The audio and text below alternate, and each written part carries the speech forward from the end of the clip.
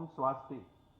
प्रिय स्नातकों, आप अपनी इस समुपात विद्या के द्वारा सभी प्राणियों में आत्मभाव धारण करते हुए नित्य शुभ कर्म में निरत रहें। आप अपनी आध्यात्मिक शक्ति का संवर्धन करते हुए समस्त दिशाओं में अबाध गति वाले हों। आप अपने विशुद्ध पुरुषार्थ से अपनी और अपने महान राष्ट्र की यशोवृद्धि करते हुए पूर्ण आयु तक जिएं। आपकी शाश्वत साधना फलवती हो। आप अपने निष्ठापूर्वक अध्यावसाय में श्रेय और प्रेय दोनों को प्राप्त करें। इसके बाद अब उपदेश है, उसका आपको आचरण करना है।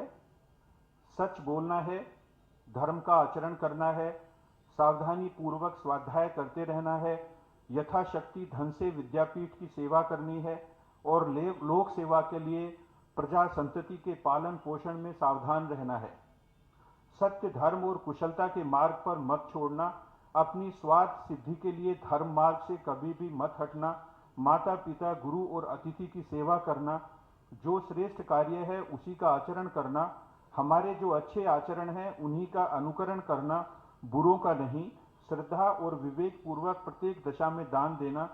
यदि तुम्हें किसी अवस्था में कर्तव्य अकर्तव्य के विषय में शंका उत्पन्न हो तो सहिष्णु, तपस्वी, एकाग्रचित्त, शांति प्रिय, धर्मात्मा विद्वान हो उनके पास जाकर उसका समाधान कर लेना और जैसा वह आचरण करें वैसा ही तुम भी करना।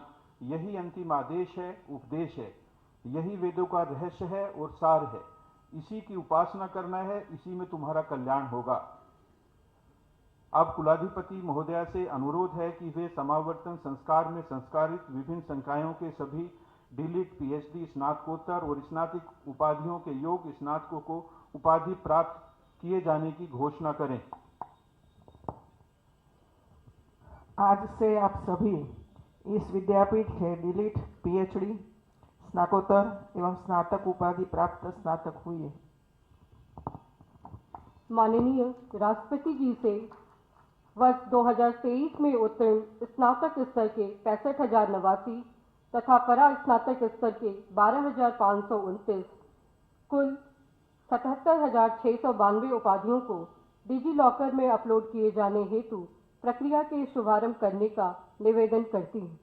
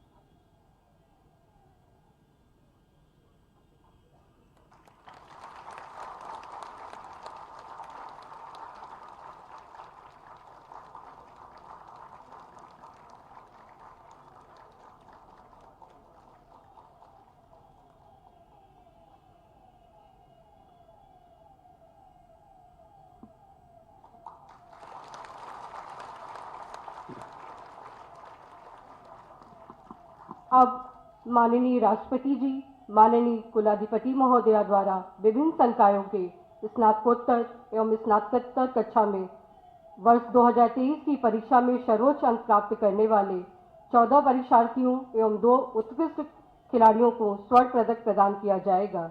जिनका नाम पुकारा जाए वे कृपया क्रमशः मंच पर उपस्थित हो। श्रीमद कृपया विभिन्न विभागों के स्नातक एवं स्नातकोत्तर कक्षाओं में वर्ष 2023 में सर्वोच्च अंक प्राप्त करने वाले परीक्षार्थियों को स्वर्ण पदक प्रदान करने की कृपा करें।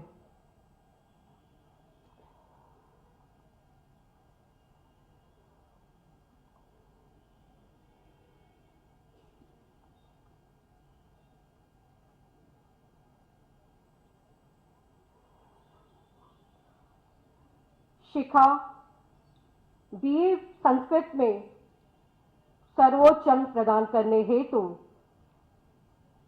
शिखा को प्रोफेसर अमरनाथ पांडे स्मृति स्वर्ण पदक प्रदान किया जा रहा है।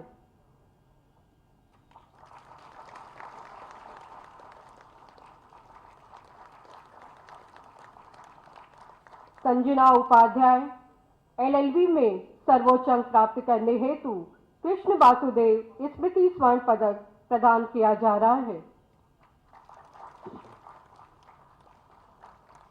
अभिषेक मौर्य एमए हिंदी में सर्वोच्च अंक अभिषेक मौर्य एमए हिंदी में सर्वोच्च अंक प्राप्त करने हेतु डॉक्टर शंभुनाथ सिंह स्मृति स्वर्ण पदक प्रदान किया जा रहा है।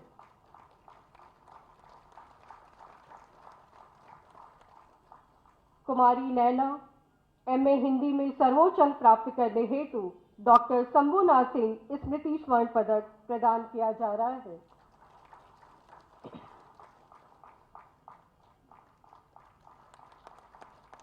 कुमारी ट्विंकल पाठक एमए संस्कृत में सर्वोच्च अंक प्राप्त करने हेतु जगत गुरु शंकराचार्य स्वामी स्वरूपानंद सरस्वती स्वर्ण पदक प्रदान किया जा रहा है। प्रीतम प्रसाद एमए इतिहास में सर्वोच्च अंक प्राप्त करने हेतु राम जन्म सिंह स्मृति स्वर्ण पदक प्रदान किया जा रहा है। धीरज कुमार नीरज को एमएफए में सर्वोच्च अंक प्राप्त करने हेतु डॉक्टर शरद बंसल स्मृति स्वर्ण पदक प्रदान किया जा रहा है।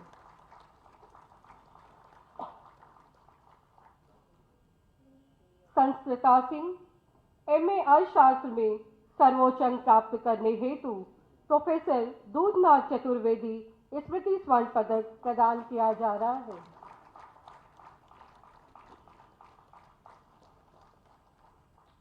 विनय तिवारी को एमसीए में सर्वोच्च अंक प्राप्त करने हेतु सीताराम जिंदल फाउंडेशन द्वारा प्रायोजित स्वर्ण पदक प्रदान किया जा रहा है।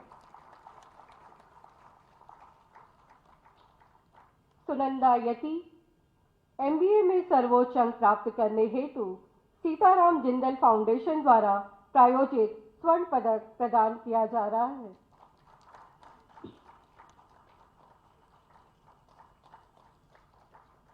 अंजलि चौरसिया एमएसडब्ल्यू में सर्वोच्च अंक प्राप्त करने हेतु प्रोफेसर सीपी गोयल स्मृति स्वर्ण पदक प्रदान किया जा रहा है।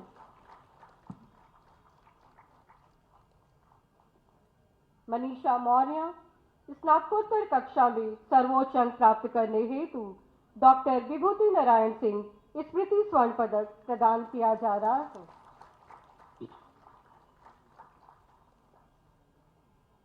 सगुन सिंह स्नातक कक्षा में सर्वोच्च अंक प्राप्त करने हेतु डॉक्टर भगवान दास स्मृति स्वर्ण पदक प्रदान किया जा रहा है।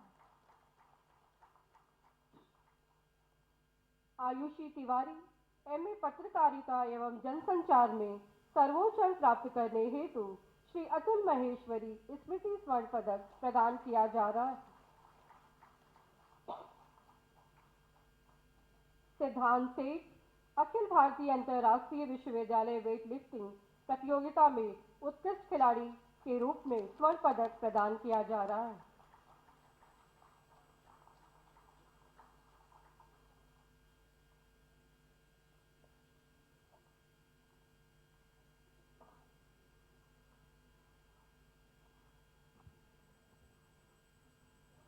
बहुत बहुत आभार मैम।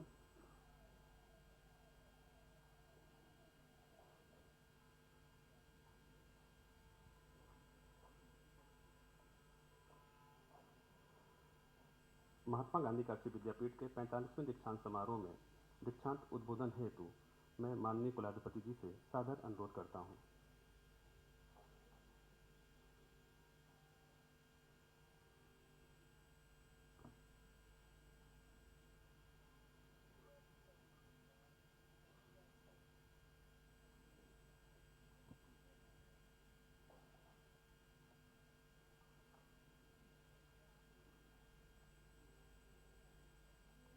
दीक्षांत समारोह के मुख्य अतिथि भारत गणराज्य की माननीय राष्ट्रपति श्रीमती द्रौपदी मुर्मू जी, प्रदेश के माननीय उच्च शिक्षा मंत्री श्री योगेंद्र उपाध्याय जी, माननीय उच्च शिक्षा राज्य मंत्री श्रीमती रजनी तिवारी जी, महात्मा गांधी काशी विद्यापीठ के कुलपति प्रोफेसर आनंद कुमार त्यागी जी, उपाधि से सम्मानित सभी छात्र छात्राएं, विश्वविद्यालय के कार्य परिषद, विद्या परिषद एवं कोर्ट के सम्मानित सदस्यगण, आमंत्रित गणमान्य अतिथिगण, देवी और सज्जनों, महात्मा गांधी काशी विद्यापीठ वाराणसी के 45वें दीक्षांत समारोह में उपस्थित देश की माननीय राष्ट्रपति श्रीमती द्रौपदी मुर्मू जी का काशी की पावन धरा पर मैं स्वागत व अभिनंदन करती हूँ। राष्ट्रपिता महात्मा गांधी की प्रेरणा से इस आध्यात्मिक एवं सांस्कृतिक धरती पर राष्ट्र रत्न बाबू शिव प्रसाद गुप्त द्वारा 102 वर्ष पूर्व अध्यात्म विद्या की नींव पर प्रतिष्ठित भारतीय शिष्यता के संस्कार और विकास में सहायता करने के उद्देश्य से स्थापित इस गौरवशाली एवं ऐतिहासिक विद्यापीठ में माननीय राष्ट्रपति महोदय जी का गरिमामय उपस्थिति हम सभी के लिए गर्व की बात है। श्रीमती द्रौपदी मुर्मू जी, आपका जीवन, आपका संघर्ष, आपकी समृद्ध सेवा और अनुकरणीय सफलता प्रत्येक भारतीय को प्रेरित करती है। आप देशवासियों, विशेष रूप से गरीबों, हाशिए पर पड़े हुए, दबे कुचले, वंचितों, कमजोर वर्गों तथा महिलाओं के लिए आशा की किरण है, सबकी प्रेरणा स्रोत है। राष्ट्रपति के रूप में आप देश के विकास में अपनी विशिष्ट भूमिका का निर्वहन कर रही। महिलाओं के सशक्तिकरण हेतु नारी शक्ति वंदन बिल जारी होना आपके कार्यकाल की महत्वपूर्ण उपस्थिति में गिना जाएगा। आप देश की महिलाओं के सशक्तिकरण का स्पष्ट उदाहरण है। बाबा के आशीर्वाद से काशी का सम्मान आज नित नई नई ऊंचाइयों को छू रही है। G20 समिट के माध्यम से भारत ने अपनी संस्कृति एवं वसुधैव कुटुंबकम की अवधारणा से पूरी दुनिया में अपना परचम लहराया है। काशी की सेवा, काशी का स्वाद, काशी की संस्कृति और काशी का संगीत G20 के लिए जितने मेहमान आए वे इसे समेटते हुए अपने साथ लेकर गए हैं। मैं मानती हूं कि G20 की अद्भुत सफलता बाबा विश्वनाथ जी के आशीर्वाद से ही संभव हुई है। आपने काशी के विकास की जो कल्पना की थी, माननीय प्रधानमंत्री श्री नरेंद्र मोदी जी के नेतृत्व में विकास और विरासत का वो सपना अब धीरे धीरे साकार हो रहा है। काशी को तो देश की सांस्कृतिक राजधानी होने का गौरव प्राप्त है। काशी का मतलब 7 वार 9 त्योहार। ये 7 वार और 9 त्योहार वाली काशी में कोई भी उत्सव, गीत, संगीत के बिना संभव ही नहीं हो सकता। चाहे घर की बैठकी हो या बजड़े पर बुढ़वा मंगल भरत मिलाप हो या नाग नथैया संकट मोचन का संगीत समारोह हो या देव दीपावली, यहाँ पर सब कुछ सुरों में समाया हुआ है। आज के इस दीक्षांत समारोह में स्नातक, स्नातकोत्तर एवं PhD उपाधि प्राप्त करने वाले विद्यार्थियों एवं शोधार्थियों को बधाई देती हूँ। इसके साथ ही विभिन्न विषयों पर पाठ्यक्रम में सर्वोच्च अंक प्राप्त करने वाले मेधावी विद्यार्थियों को उनकी विशिष्ट उपलब्धि के लिए विशेष शुभकामनाएं देती हूँ। आप जीवन के इस महत्वपूर्ण दिन पर अपनी कड़ी मेहनत को अपने लक्ष्यों और उद्देश्यों की प्राप्ति में बदलते हुए देखकर निश्चित रूप से खुशी का अनुभव कर रहे होंगे। आज के अवसर पर मैं आपके माता पिता और गुरुजनों को भी बधाई देती हूँ। आपके सर्वोत्तम शिक्षा और बेहतर भविष्य के लिए उन्होंने अपनी खुशियों का त्याग किया होगा। राष्ट्रपिता महात्मा गांधी जी का मानना था कि विश्वविद्यालय की शिक्षा का उद्देश्य ऐसे सच्चे जन सेवकों तैयार करना है जो देश के लिए जिए। उन्होंने अहिंसा, करुणा, नैतिकता और निस्वार्थ सेवा के आदर्शों में लोगों की आशा बढ़ाई। बापूजी ने भारतीय समाज, राजनीति और अध्यात्म को बहुत गहराई के साथ भारत की भावभूमि के साथ जोड़ा है। मुझे प्रसन्नता है कि महात्मा गांधी काशी विद्यापीठ अपनी स्थापना काल से ही मातृभाषा के माध्यम से शिक्षा प्रदान करने हेतु प्रतिबद्ध रहा है और नई राष्ट्रीय शिक्षा नीति द्वारा उनके इस संकल्प को और अधिक बल प्राप्त हुआ है, क्योंकि नई राष्ट्रीय शिक्षा नीति में मातृभाषा पर बहुत जोर दिया गया है। नई राष्ट्रीय शिक्षा नीति के अंतर्गत मूल विषय, वैकल्पिक विषय और कौशल विकास के साथ नैतिकता तथा भारतीय ज्ञान परंपरा की शिक्षा भी समावेशित की गई है। इससे सामाजिक संरचना के नए प्रतिमान स्थापित होंगे। स्वामी विवेकानंद जी भी ऐसी शिक्षा की व्याख्या करते थे जिसके द्वारा मस्तिष्क का विकास हो, प्रज्ञा का विस्तार हो तथा चरित्र का निर्माण हो और विद्यार्थी अपने पैरों पर खड़ा होकर स्वावलंबी बन सके। खुशी है कि विद्यापीठ द्वारा सत्र 2022-23 से स्नातकोत्तर स्तर पर नई राष्ट्रीय शिक्षा नीति के प्रावधानों के अनुसार निर्मित पाठ्यक्रम लागू कर दिया गया है। स्नातक तथा स्नातकोत्तर दोनों ही स्तरों पर चॉइस बेस्ड क्रेडिट सिस्टम आधारित पाठ्यक्रम लागू करना इसी का परिणाम है। विश्व स्तरीय व समाज उपयोगी शोध कार्यों को बढ़ावा देने के उद्देश्य से विद्यापीठ द्वारा नवीन विषयों पर कुल 24 शोध परियोजनाएं तथा 4 उच्च अनुशीलन केंद्रों की स्थापना की गई है। इसके साथ ही विश्वविद्यालय परिसर व विभिन्न संबद्ध महाविद्यालयों में कौशल विकास पाठ्यक्रमों का संचालन तथा विद्यार्थियों को इंटर्नशिप के माध्यम से उपयोगी उद्योगों के साथ जोड़ने का भी प्रयत्न किया जा रहा है। इंटर्नशिप के लिए हरिजन सेवक संघ नई दिल्ली, विनोबा भावे आश्रम शाहजहाँपुर, सेवाधाम आश्रम उज्जैन और साबरमती आश्रम अहमदाबाद आदि के साथ वर्ष 2022 में एमओयू किए गए हैं। इस वर्ष विद्यार्थियों द्वारा इन संस्थानों का भ्रमण करके अनेक प्रकार के मानवतावादी दृष्टिकोण को आत्मसात किया गया है। इसी प्रकार के 2021-22 में विभिन्न राष्ट्रीय एवं अंतर्राष्ट्रीय संगठनों के साथ 17 एमओयू किए गए हैं।